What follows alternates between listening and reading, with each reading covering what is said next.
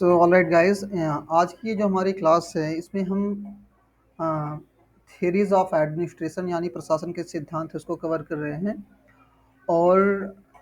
हमने पिछली वीडियोस में Henri Fayol, Frederick Winslow Taylor, Luther Gulick and Urwick और इसके अलावा और भी जो एडमिनिस्ट्रेटिव थिंकर हैं उनके आइडियाज़ को हमने कवर किया है। और आज की क्लास में हम चेस्टर बर्नार्ड के एडमिनिस्ट्रेटिव आइडियाज़ को, उनके जो प्रशासनिक विचार हैं उनके विषय में हम बात करने वाले हैं।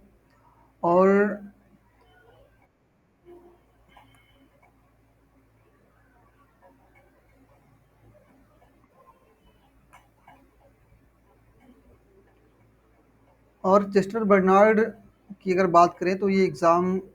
के पॉइंट ऑफ व्यू से one of the most important administrative thinker हैं, एक महत्वपूर्ण प्रशासनिक विचारक हैं। और यूजीसी नेट एग्जामिनेशन में और इसके अलावा और भी जो कॉम्पिटिटिव एग्जामिनेशन है जैसे कि टीजीटी पीजीटी एग्जामिनेशन है, जो सेट के एग्जामिनेशन होते हैं जहाँ इनके सिलेबस में जो है पब्लिक एडमिनिस्ट्रेशन को एज ए सब्जेक्ट शामिल किया गया है, वहाँ से आप देखेंगे और उस पेपर का एनालिसिस करेंगे तो आप पाएंगे कि चेस्टर बर्नार्ड की जो थेरीज़ हैं, जो उनके आइडियाज़ हैं, उससे कई बार क्वेश्चन पूछे गए हैं। और अगर हम बात करें चेस्टर बर्नार्ड की, इस इनकी क्लास, ये जो चेस्टर बर्नार्ड के बारे में हम बात करेंगे उससे ठीक पहले मैं एक चीज़ और बताना चाहूँगा कि हमारी जो पिछली क्लास थी उसमें हमने एमपी फॉलेट के आइडियाज़ को डिस्कस किया था। और एमपी फॉलेट की अगर हम आइडियाज़ की बात करें, उनके विचारों की बात करें, तो मैंने वहाँ पे एक चीज़ ये बताई थी कि एमपी फॉलेट के जो आइडियाज़ हैं वो एक लिंक का काम करते हैं। मतलब एक तरफ जो क्लासिकल थेरीज़ हैं, जो क्लासिकल कह सकते हैं या पारंपरिक जो थेरीज़ हैं पब्लिक एडमिनिस्ट्रेशन की, और फिर इसके बाद हम देखते हैं जो आप देखें ह्यूमन रिलेशन थेरी है, यहाँ पे जो एडमिनिस्ट्रेशन के जो मानवीय तत्व हैं उनके बीच की एक लिंक के तौर पे काम करती है। मतलब कह सकते हैं कि एमपी फॉलेट के आइडियाज़ में हमें जो है ये दोनों आइडियाज़ एक साथ मिलते हैं। मतलब उनके आमतौर पे तो एमपी फॉलेट जो हैं वो क्लासिकल, उनकी उनको हम एक क्लासिकल थेरिस्ट मानते हैं, लेकिन उनके आइडियाज़ में जो है हम कुछ ऐसे भी एलिमेंट देखते हैं जिनसे हमें मालूम होता है कि जो उनके आइडियाज़ हैं वो अपने वक्त के आइडियाज़ से, अपने टाइम के आइडियाज़ से कहीं आगे थे। वो जो है लोगों के एडमिनिस्ट्रेशन में पार्टिसिपेशन की बात करती हैं, वो मानवीय तत्वों के बारे में बात करती हैं। और हम देखते हैं कि चेस्टर बर्नार्ड ने जो है एमपी फॉलेट के आइडियाज़ को ही इलेबोरेट किया, उनको और जो है एक्सप्लेन किया। और एमपी फॉलेट की तरह ही जो है चेस्टर बर्नार्ड जो हैं वो भी ऑर्गेनाइजेशन को एक सोशल सिस्टम मानते हैं, और चेस्टर बर्नार्ड को जो है जो सोशल सिस्टम स्कूल है, मतलब जो सामाजिक व्यवस्था संप्रदाय है, उसका आध्यात्मिक पिता यानी स्पिरिचुअल फादर के तौर पे हम जानते हैं। और बर्नार्ड, जैसे कि अगर पॉलिटिकल थियरी आपने पढ़ी होगी तो पॉलिटिकल थियरी में आपने देखा होगा कि डेविड ईस्टन ने जो है व्यवहारवाद यानी बिहेवियरलिज्म को जो है इंट्रोड्यूस किया था पॉलिटिकल थियरी में, पॉलिटिकल साइंस में हम कह सकते हैं कि उन्होंने बिहेवियरलिज्म को इंट्रोड्यूस किया था। ठीक इसी तरह पब्लिक एड में जो है, लोक प्रशासन में जो है चेस्टर बर्नार्ड ने जो है कह सकते हैं कि बिहेवियरल अप्रोच को जो है इंट्रोड्यूस किया। और वो अपने आप में पहले कह सकते हैं कि फुल ब्लोन बिहेवियरलिस्ट है, मतलब अपने आप में एक वो कंप्लीट व्यवहारवादी विचारक हैं, बिहेवियरलिस्ट थिंकर हैं। और उन्होंने जो है जो प्रशासन के सोशियो साइकोलॉजिकल जो पहलू हैं, मतलब एस्पेक्ट हैं, जो सामाजिक और मनोवैज्ञानिक पहलू हैं, उस पे जोर दिया है। और वो एडमिनिस्ट्रेशन को एक कोऑपरेटिव सोशल एक्शन मानते हैं। मतलब क्या है, एडमिनिस्ट्रेशन अपने आप में कोऑपरेटिव सोशल एक्शन है। मतलब क्या है ये कि यहाँ पे एक ऐसी, मतलब एडमिनिस्ट्रेशन जो है वो अपने आप में एक ऐसी एक्टिविटी है जहाँ पे एक कॉमन पर्पस को अचीव करने के लिए, किसी एक विशेष उद्देश्य को जो है पूरा करने के लिए, उसको प्राप्त करने के लिए जो है लोग आपस में कोऑपरेट करते हैं। और अगर बात करें चेस्टर बर्नार्ड की, तो वो he is one of the most important behaviouralist administrative thinker, वो एक महत्वपूर्ण जो है प्रशासनिक विचारक हैं, व्यवहारवादी प्रशासनिक विचारक हैं। और उनकी जो थियरीज हैं, जो उनके थॉट हैं, उसका जो इन्फ्लुएंस है, हम Herbert Simon, Chris Argyris, Rensis Likert, Douglas McGregor, Abraham Maslow, Frederick Herzberg और फिलिप सेल्जिनिक के आइडियाज़ में हम देख सकते हैं। मतलब आप अब जो है आगे की क्लासेस में जब आप हर्बर्ट साइमन की जो थ्योरी, जो डिसीजन मेकिंग थ्योरी है, उसके बारे में जब आप पढ़ेंगे तो आप उनके आइडियाज़ पे जो है आप देखेंगे कि जो चेस्टर बर्नार्ड के आइडियाज़ का जो है उस पर इन्फ्लुएंस आपको दिखेगा। इसी तरह जो है अब्राहम मैस्लो हैं और फ्रेडरिक हेल्जबर्ग हैं, जो उनकी थ्योरी ऑफ मोटिवेशन है, उस थ्योरी ऑफ मोटिवेशन को भी जो है इंस्पायर किया है अपने आइडियाज़ के ज़रिए से किसने, चेस्टर बर्नार्ड ने। और बर्नार्ड के आइडियाज़ को जानने की जो मेन सोर्सेज हैं, उनकी बुक जो है the function of executive, exam के पॉइंट ऑफ व्यू से बहुत इंपॉर्टेंट है। और इसके अलावा जो दूसरी बुक है ऑर्गेनाइजेशन एंड मैनेजमेंट, ये जो दो बुक्स हैं ये एग्ज़ाम के पॉइंट ऑफ व्यू से बहुत इंपॉर्टेंट हैं और नेट के एग्जामिनेशन में जो है इस बुक से कई बार क्वेश्चन पूछे गए हैं। इस लेक्चर को हम रिकॉर्ड कर रहे हैं और जो लोग क्लास को हमारी नहीं, मतलब लाइव क्लास में नहीं ज्वाइन कर पा रहे हैं, वो हमारी इस क्लास को जो है हमारे जो हमारा जो यूट्यूब चैनल है द स्कूल ऑफ पॉलिटिक्स, वहाँ पे जो है इस सेशन को जो है वहाँ देख सकते हैं। तो आमतौर पे हम डेली इसी टाइम में क्लास को कंडक्ट करते हैं और जो लोग क्लास को किसी वजह से ज्वाइन नहीं कर पा रहे हैं, वो हमारे यूट्यूब चैनल पे जो है इस सेशन को जो है ज्वाइन, मतलब वहाँ से जा करके देख सकते हैं। तो ये लेक्चर्स जो हैं लाइव भी होते हैं हमारे, इसको हम रिकॉर्ड करते हैं, बाद में फिर ये लेक्चर जो है आपको जो है मिलते हैं देखने को हमारे यूट्यूब चैनल पे। तो ये दो बुक्स हैं जो एग्ज़ाम के पॉइंट ऑफ व्यू से काफ़ी इंपॉर्टेंट हैं और ये बुक्स जो है यहाँ से क्वेश्चन पूछे गए हैं कई बार नेट के एग्जामिनेशन में। और चेस्टर बर्नार्ड के आइडियाज़ के अगर हम बारे में बात करें, तो कुछ इंपॉर्टेंट कॉन्सेप्ट हैं, जैसे कि फॉर्मल ऑर्गेनाइजेशन के बारे में उनके कॉन्सेप्ट हैं, वो फॉर्मल ऑर्गेनाइजेशन को किस तरह से डिफाइन करते हैं। इसके अलावा जो है जो उनका theory of contribution and satisfaction equilibrium का जो कॉन्सेप्ट है, ये भी एग्ज़ाम के पॉइंट ऑफ व्यू से इम्पॉर्टेंट है। और इसके बाद और भी थ्योरीज हैं, जैसे कि जो theory acceptance theory of authority है, जिसमें वो जोन ऑफ एक्सेप्टेंस की बात करते हैं। और इसके अलावा जो प्रिंसिपल ऑफ कम्युनिकेशन है, strategic factor in decision making है। और इसके अलावा जो है फंक्शन ऑफ एग्जीक्यूटिव, जो कार्यपालक है, जो कार्यकारी लोग हैं, उनके क्या काम है, इनके बारे में जो है चेस्टर बर्नार्ड बात करते हैं। तो आइए एक एक करके उनके कॉन्सेप्ट हम डिस्कस करेंगे आज की क्लास में। और ये जो उनका कॉन्सेप्ट है फॉर्मल ऑर्गेनाइजेशन का, तो फॉर्मल ऑर्गेनाइजेशन जो है उसको चेस्टर बर्नार्ड एक कोऑपरेटिव सिस्टम के तौर पे जो है वो डिफाइन करते हैं। वो कहते हैं कि an organisation as a system of consciously coordinated activities or forces of two or more person. मतलब क्या है कि जो ऑर्गेनाइजेशन है, पहले तो वो ऑर्गेनाइजेशन के बारे में बात करते हैं कि ऑर्गेनाइजेशन जो है क्या चीज़ है। तो कहते हैं कि ऑर्गेनाइजेशन जो है दो या दो से अधिक लोगों की जो कोऑर्डिनेटेड एक्टिविटीज़ है, जो समन्वित क्रियाएं हैं,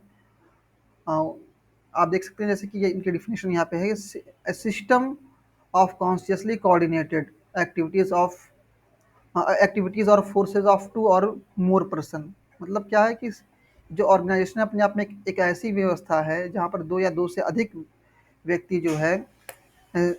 सचेत रूप से जो है डेलिबरेटली कॉन्शियसली जो है कोऑर्डिनेट करते हैं किसी एक कॉमन पर्पज़ को अचीव करने के लिए। और आगे जो है वो कहते हैं कि कैसे एक ऑर्गेनाइजेशन अपने अस्तित्व में आता है, अपने एग्जिस्टेंस में आता है।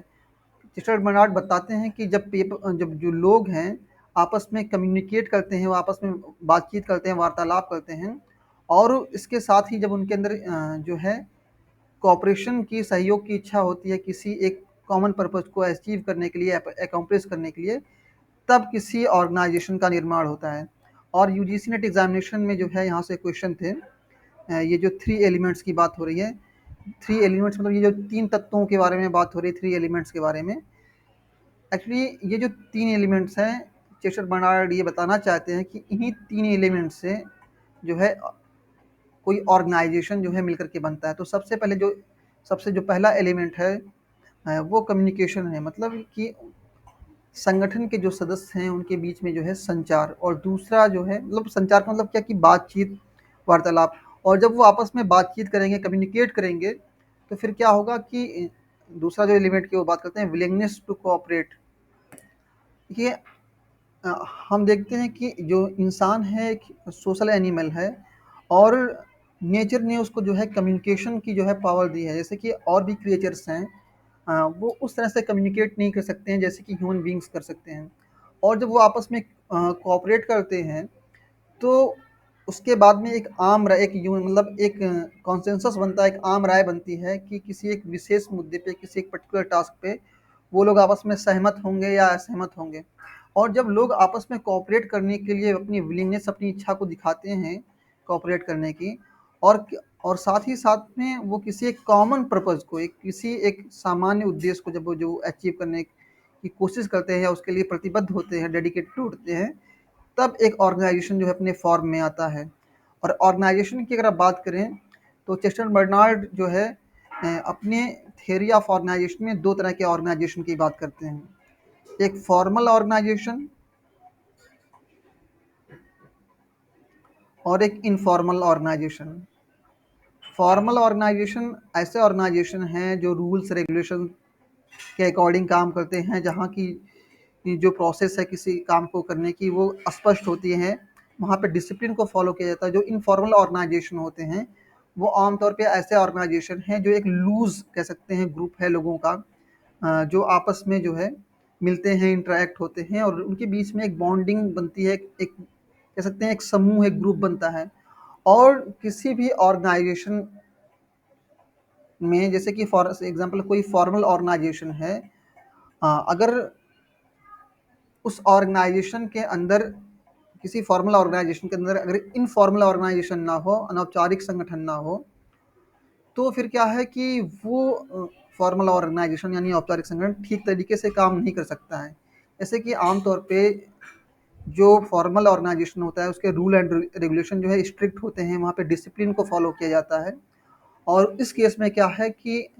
जो वहाँ पे वर्कर्स होते हैं या उस ऑर्गेनाइजेशन के जो मेंबर होते हैं, उनसे ये उम्मीद की जाती है, वो एक्सपेक्टेशन होती है कि वो कोई ऐसी एक्टिविटी को परफॉर्म नहीं करेंगे जिससे जो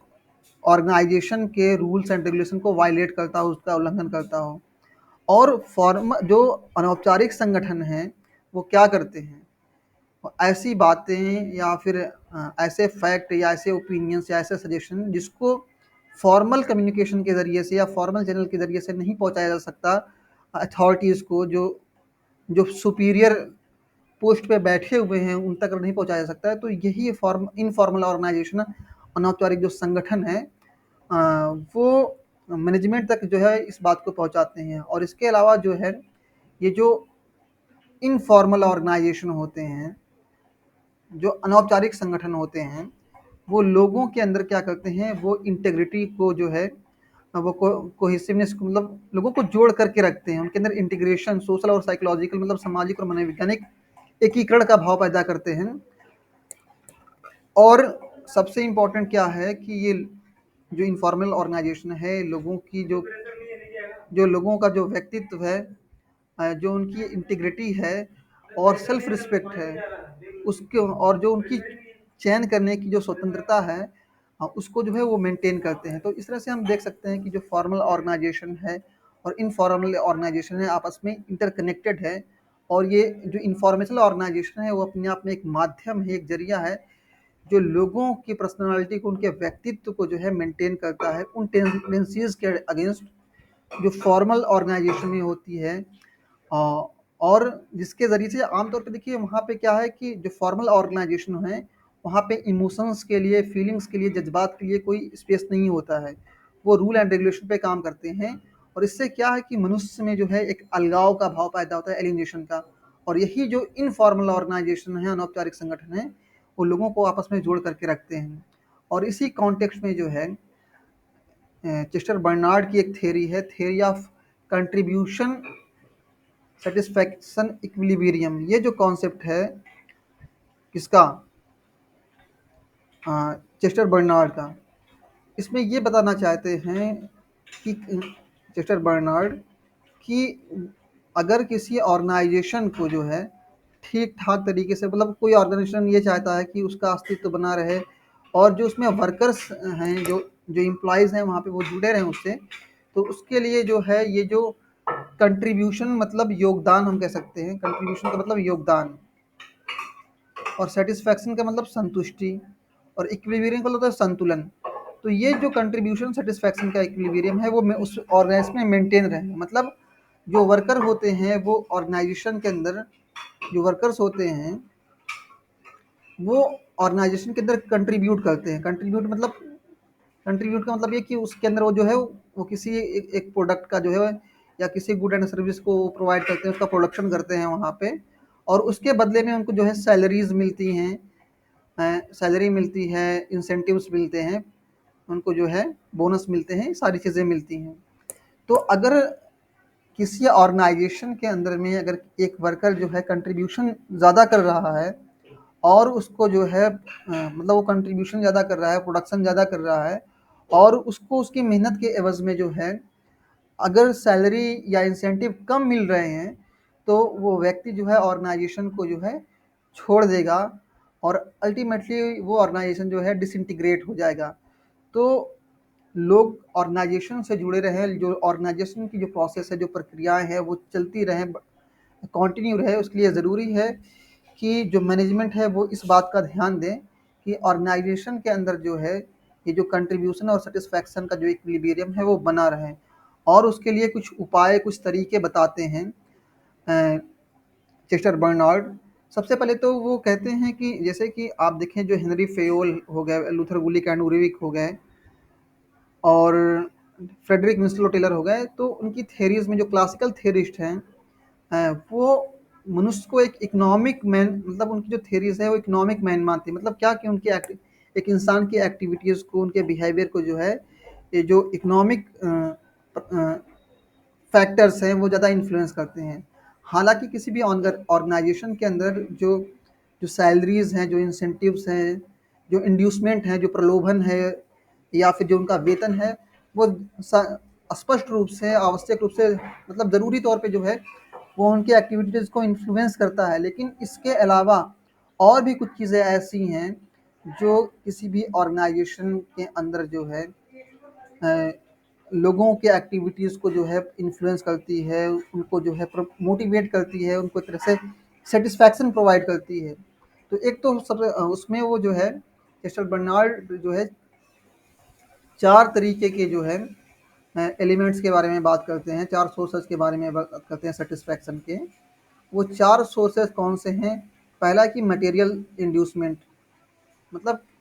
कि सेटिस्फैक्शन के लिए क्या है कि मैनेजमेंट के ज़रिए से वर्कर्स को, एम्प्लॉयज़ को जो है मनी जो है, जो कह सकते हैं पैसे दिए जा सकते हैं। इसके अलावा जो है पर्सनल नॉन मटेरियल अपॉर्चुनिटीज़ दी जा सकती हैं और डिस्टिंक्शन। सपोज़ कि अगर एक ऑर्गेनाइजेशन के अंदर जो है कोई एक इंसान जो है उसकी परफॉर्मेंस बेस्ट है, वो अपना अपना बेस्ट दे रहा है और प्रोडक्शन को जो है इंक्रीज़ कर रहा है, तो उस केस में क्या है कि उसकी डिस्टिंक्शन के लिए, उसके इस विशेष कार्य के लिए जो है उसको पर्सनल नॉन मटेरियल अपॉर्चुनिटीज़ मौके देनी चाहिए। मतलब क्या कि उसको जो है जो पॉलिसी मेकिंग का काम है, जो पॉलिसी इम्प्लीमेंटेशन का काम है, प्रोडक्ट को कैसे बनाना है, कैसे उसको फर्निश करना है, कैसे उसको जो है डिलीवर करना है, इन सारी चीज़ों में जो है उसके ओपिनियंस को, उसकी राय को लिए जाए। और साथ ही साथ में जो है उसको ऐसी, मतलब desirable physical condition of work, उसको ऐसी, मतलब ऐसा एक इन्वायरमेंट दिया जाए जिसमें जो है वो ठीक तरीके से अपने टास्क को, अपने काम को परफॉर्म कर सके। फॉर एग्जांपल वहाँ पे जो है लाइट का इंतज़ाम, जो है शैडो का इंतज़ाम, वाटर का इंतज़ाम, ये जो बेसिक नीड्स हैं किसी भी वर्कर की वो पूरी होनी चाहिए। वहाँ पे वॉशरूम होना चाहिए, मतलब एक ऐसा इन्वायरमेंट जो जिससे जो है प्रोडक्टिविटी, सपोज़ कि एक ऑफिस है, वहाँ पे पानी का इंतज़ाम ना हो, वॉशरूम ना हो, तो एक वर्कर के लिए वहाँ काम करना थोड़ा सा मुश्किल होगा। और उसके अलावा जो है आइडियल बेनिफैक्शंस, ये जो चौथा जो सोर्स ऑफ सेटिस्फैक्शन है, जो संतुष्टि का जो स्रोत है, वो क्या है कि ideal benefaction such as pride of workmanship and so on. मतलब क्या है कि अ, एक पैरामीटर बनाया जाए, और जो लोग ऑर्गेनाइजेशन के अंदर में जिनकी जो परफॉर्मेंस है वो बेहतर है, उनकी वर्कमैनशिप को जो है रिकग्नाइज किया जाए, उसकी उनकी जो कार्य करने का तरीका है, इस तरीके से वो जो है एक्सेल कर रहे हैं, उस ऑर्गेनाइजेशन में अपना कंट्रीब्यूट कर रहे हैं, अपना योगदान दे रहे हैं, तो उसको रिकग्नाइज किया जाए। और इसी तरह जो है जो अगली थियरी है चेस्टर बर्नार्ड की, वो एक्सेप्टेंस थियरी ऑफ अथॉरिटी है। मतलब जब सत्ता और के बारे में बात करते हैं, अथॉरिटी के बारे में बात करते हैं, तो आमतौर पे देखिए जब हमारी जो पिछली क्लास है उसमें हमने जो है ख़ास तौर पे जो हमारी मैक्स वेबर की क्लास है उसमें हमने अथॉरिटी के कॉन्सेप्ट को और पावर के कॉन्सेप्ट को इन डिटेल डिस्कस किया है, और आप चाहें तो वो हमारी वीडियो भी देख सकते हैं, यूट्यूब पे अवेलेबल है। तो आम तौर पे किसी भी ऑर्गेनाइजेशन में ये माना जाता है कि उस ऑर्गेनाइजेशन के जो सुपीरियर लोग हैं, जो उस ऑर्गेनाइजेशन का जो हेड है, वो सत्ता को, अथॉरिटी को एक्सरसाइज करता है, और जो वर्कर्स हैं वहाँ पे, जो एम्प्लॉयज़ हैं, उसके आदेश को मानते हैं। मतलब कह सकते हैं कि अल्टीमेटली जो अथॉरिटी का जो सोर्स है वो उस ऑर्गेनाइजेशन का, उस संगठन का जो हेड है। लेकिन जो है मैक्स वेबर और हेनरी फेयोल के जो आइडियाज़ है उसके अगेंस्ट जो है चेस्टर बर्नार्ड ये कहते हैं कि अथॉरिटी जो है वो इस बात में है कि जब भी कोई हेड ऑफ ऑर्गेनाइजेशन, जो संगठन का जो प्रधान है, जब किसी आदेश को वो दे, तो उस आदेश को, उस कमांड को जो है जो उस ऑर्गेनाइजेशन के जो मेंबर हैं उसको विलफुल, मतलब स्वेच्छा से, विलफुली जो है उसको एक्सेप्ट करें। और आमतौर पे देखिए जो ऑर्गेनाइजेशन होते हैं, जो फॉर्मल ऑर्गेनाइजेशन होते हैं, वो चेन ऑफ कमांड में बने होते हैं। अलग अलग लेवल पे जो है अलग अलग अधिकारी होते हैं, और जो है चेन ऑफ कमांड एक बनी होती है। मतलब यहाँ पे जो सुप्रीम अथॉरिटी है, जो हेड ऑफ ऑर्गेनाइजेशन है, वो आदेश को देता है, और बाकी जो है जो वर्कर्स हैं, जो एम्प्लॉयज़ हैं, उनके आदेश को जो है, उसके कमांड को जो है, ऑर्डर को फॉलो करते हैं। लेकिन यहाँ पे जो है चेस्टर बर्नार्ड कहते हैं कि नहीं, हमें bottom up bottom up approach को इस्तेमाल की ज़रूरत, मतलब बॉटम, एक तो टॉप बॉटम अप्रोच होता है, एक बॉटम अप अप्रोच होता है, जहाँ पे क्या है कि जो अथॉरिटी है वो नीचे के जो लोग हैं, हाशिए पे जो लोग हैं, जो निचले पायदान पे जो लोग हैं, उनमें जो है एग्जिस्ट करती है। मतलब ये कहने, अपनी इस में, थ्योरी ऑफ एक्सेप्टेंस में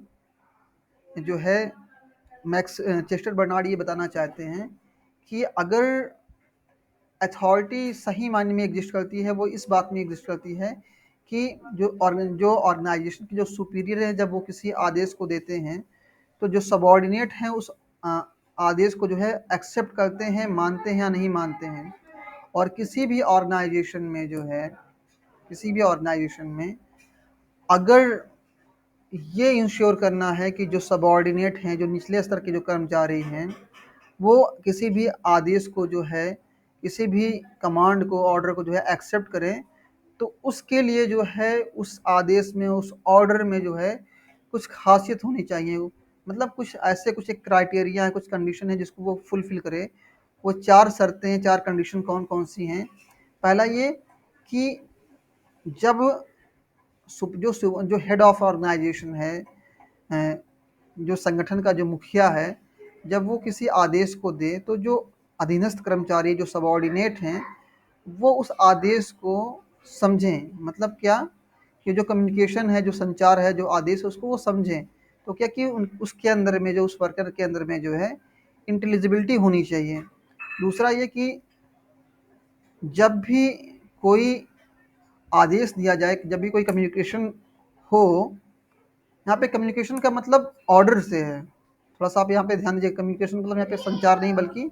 यहाँ पे ऑर्डर है। और वैसे भी ऑर्डर जो है एक कम्युनिकेशन या संचार के फॉर्म में ही होते हैं, उसी के रूप में होते हैं। तो जब भी कोई आदेश दिया जाए, तो वो जो कम्युनिकेशन है, वो जो ऑर्डर है, वो ऑर्गेनाइजेशन के जो उद्देश्य हैं, जो पर्पज़ है, उसके अगेंस्ट ना हो। फॉर एग्ज़ाम्पल, जैसे कि कोई ऑर्गेनाइजेशन बनाया गया हो जो जेंडर इक्वालिटी को जो है प्रमोट करता हो, जो कह सकते हैं कि जो लैंगिक समानता है उसको प्रमोट करता हो, उसको प्रोत्साहित करता हो, अगर उस ऑर्गेनाइजेशन के अंदर जो है, अगर उस ऑर्गेनाइजेशन का जो मुखिया है, जो हेड है, कोई ऐसा काम करने को कहे अपने वर्कर्स से जो जेंडर इक्वालिटी को जो है एक तरह से, और कह सकते हैं कि जो जेंडर इक्वालिटी को जो है एक सिरे से खारिज करता हो, उसको साइडलाइन करता हो,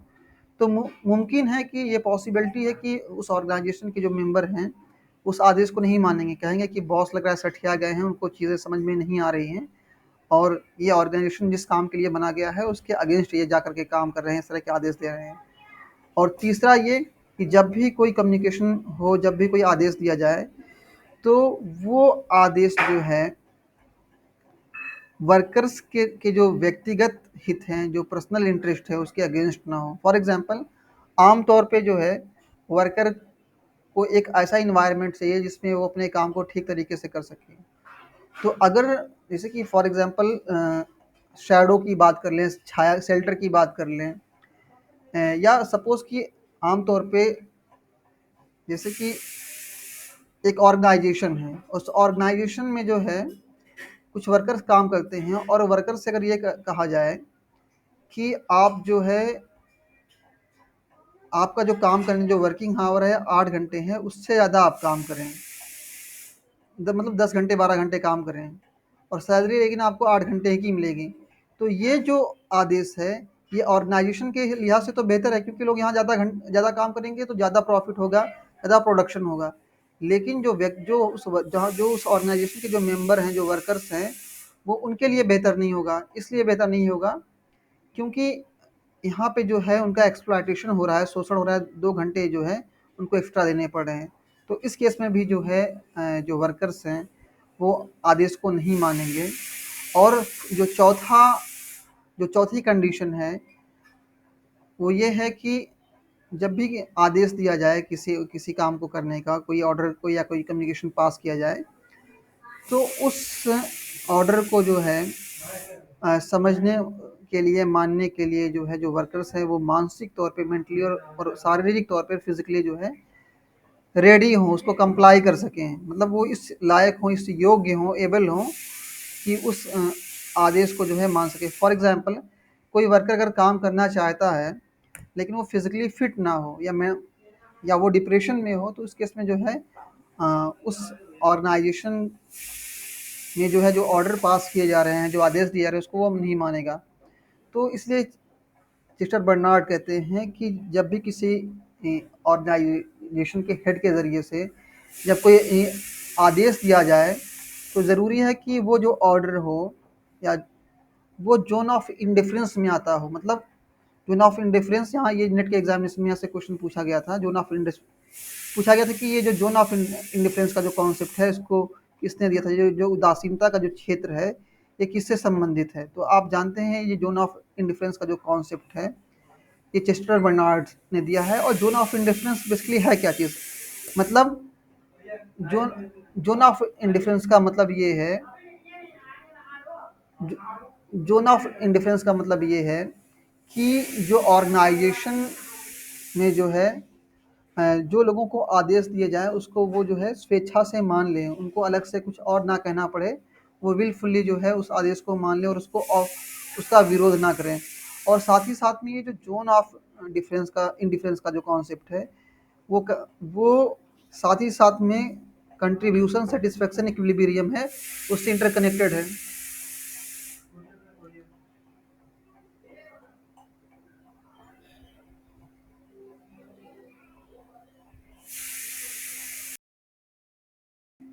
और इसके अलावा जो है कुछ और थियरीज़ हैं चेस्टर बर्नार्ड की, जैसे कि वो कम्युनिकेशन के प्रिंसिपल के बारे में बात करते हैं, सात सात सिद्धांत के बारे में बात करते हैं, 7 प्रिंसिपल के बारे में बात करते हैं और संचार के। और इसको आप देख लीजिएगा। और यहाँ पे स्ट्रैटेजिक फैक्टर के बारे में बात करते हैं और मतलब डिसीजन मेकिंग के बारे में बात करते हैं चेस्टर बर्नार्ड। और वो 2 तरह के डिसीजन की बात करते हैं। एक डिसीजन जो सामूहिक रूप से जो है ऑर्गेनाइजेशन के मेंबर के ज़रिए से लिया जाता है, और वो दूसरा वो डिसीजन जो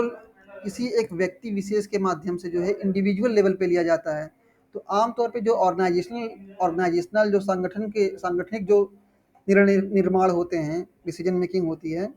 वो डेलिब्रेशन के ज़रिए से, विचार विमर्श के ज़रिए से होती है। जो जबकि जो व्यक्तिगत निर्णय जो होते हैं, वो इंसान के परसेप्शन से बिलॉन्ग करते हैं कि वो चीज़ों को देख कर के कैसा समझता है। तो वो अपने इंस्टिंक्ट के आधार पे, अपने एक्सपीरियंस के आधार पे जो है डिसीजन लेता है। लेकिन ऑर्गेनाइजेशन की अगर बात करें, ऑर्गेनाइजेशन को ठीक तरीके से ऑपरेट करने के लिए ये ज़रूरी है कि ऑर्गेनाइजेशन में जो फैसले हो वो सामूहिक रूप से हो, विचार विमर्श के ज़रिए से हो, डेलिब्रेशन के ज़रिए से हो, डिस्कशन के ज़रिए से हो, और उसमें एक यूनानिमिटी हो। मतलब जो ऑर्गेनाइजेशन के जो मेंबर हैं वो आपस में एक राय, एक मत होकर के जो है वो किसी कंक्लूजन तक, किसी डिसीजन तक पहुंचे। और ये जो अंतिम, जो लास्ट जो कॉन्सेप्ट है चेस्टर बर्नार्ड का, उसमें वो बात करते हैं, इसमें वो बात करते हैं एग्जीक्यूटिव के फंक्शन की। तो वैसे तो चेस्टर बर्नार्ड कहते हैं कि किसी भी ऑर्गेनाइजेशन को जो है चलाने के लिए जितनी भी एक्टिविटीज़ हैं, सही मायने में वो एग्जीक्यूटिव के, कार्यकारी के जो है काम हैं। लेकिन इसके अलावा कुछ वो और विशेष जो है, अ, वो 3 इम्पोर्टेंट वर्क बताते हैं किसी भी एग्जीक्यूटिव के। वो कौन-कौन से हैं? पहला ये कि एग्जीक्यूटिव का जो सबसे पहला काम है कि वो ऑर्गेनाइजेशन के अंदर जो है, जो संचार सिस्टम है, कम्युनिकेशन सिस्टम है, उसको इस्टैब्लिश करे, उसको मेंटेन करे। जो संचार व्यवस्था है, उसको इस्टैब्लिश करे, उसको मेंटेन करे। ये देखे कि मतलब जो कम्युनिकेशन को पास करने का, जो डिलीवर करने का जो जो चैनल है वो मेंटेन हो, उसमें कोई एरर ना हो, कोई फ्लॉज़ ना हो, कोई कमी ना हो। दूसरा ये कि जो है, जो securing essential effort and services from subordinate by motivating them to exert themselves for the organisation purpose. मतलब क्या कि ऑर्गेनाइजेशन के जो मेंबर्स हैं, ठीक है ना, उनको वो प्रेरित करे कि जो, और जो संगठन के जो सिद्धांत हैं, जो जो उद्देश्य है, उसको वो फुलफिल कर सकें। और जो लास्ट और सबसे इम्पोर्टेंट चीज़ ये है कि वो उस ऑर्गेनाइजेशन के जो उद्देश्य हैं और जो उसको स्पष्ट करे, उसको डिफाइन करे। मतलब उस, जैसे कि जब भी कोई ऑर्गेनाइजेशन बनता है तो उस ऑर्गेनाइजेशन का क्या पर्पज़ है, क्या उसके फंक्शन, इस ऑर्गेनाइजेशन का पर्पज़ क्या है, उद्देश्य क्या है, इस किस मकसद से इसको बनाया गया है, उसको स्पष्ट करे, डिफाइन करे। और साथ ही साथ में कैसे इस ऑर्गेनाइजेशन की का जो वर्किंग सिस्टम होगा, जो कार्यप्रणाली होगी, कैसी होगी, इन सारी चीज़ों को डिसाइड करे, डिफाइन करे, फॉर्मुलेट करे। तो ये ओवरऑल थेरीज थी चेस्टर बर्नार्ड की। और आज की क्लास में इतना ही। बाकी कल की क्लास में हम चेस्टर बर्नार्ड के जो की फ़िलॉसफ़ी से, उनके एडमिनिस्ट्रेटिव आइडिया से रिलेटेड जो कॉन्सेप्ट हैं, जो क्वेश्चन है, उसको हम इन डिटेल में डिस्कस करेंगे। Thank you so much everyone.